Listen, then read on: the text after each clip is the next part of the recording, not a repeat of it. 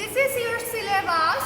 There are 12 experiments are there and one innovative experiment also there. In this lab, you are familiar with the different types of electronics components such as resistor, capacitor,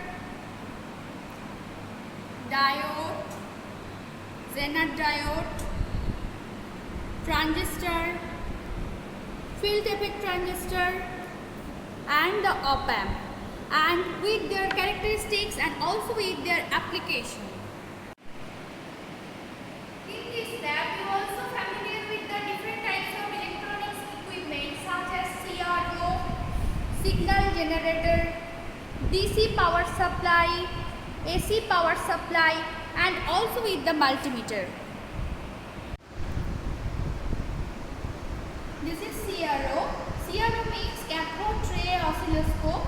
From CRO, we can measure amplitude and frequency of an unknown waveform.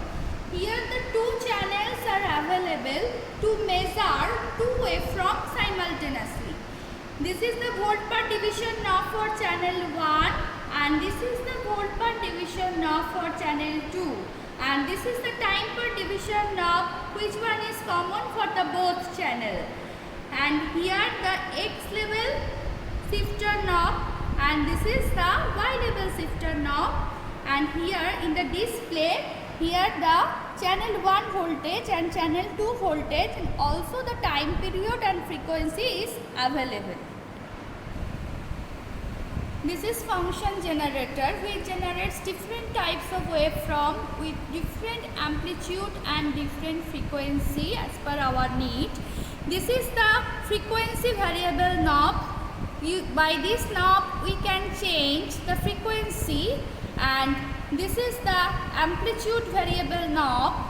By this knob we can change the amplitude of any waveform, and this is the another knob to change the different kinds of waveform. This is sine wave, this is the square wave, this is the triangular wave. So using this knob we can change different types of waveform. This is DC power supply, from where we get different types of DC power. Here the three parts are available, A, B, C. From here the A part we get the 30 volt DC variable, and from here we get the 5 volt DC, and from here we get the plus 15 and minus 15 volt variable. This type of power supply is known as dual power supply. We can get up to 30 volt using this knob. If you move this knob, the voltage is changed here. Now the 2.5, now 4.2, now 6.1. So like this way we get up to 30 volt, 29.3, that is almost near about 30. From C, we can vary the voltage using this knob. Okay. And this is for B. Using this knob, we can get up to plus 15 or the minus 15. That is depends upon this knob. If you press it, then we get the negative voltage. If you push this one, then we get the positive one. So using this knob, we can change the value of this voltage up to 15 volt.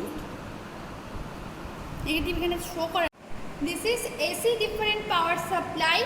From here we get the AC voltage, step down AC voltage, because our line supply is 220 volt. So using the step down transformer, the step down voltage is get from here, that is 6 volt or 12 volt. In this power supply we get only 6 volt and 12 volt to do any kind of experiment. This is variac and this is analog voltmeter, and from here you get the 200 volt AC supply. If you vary this one, see, it will be changed.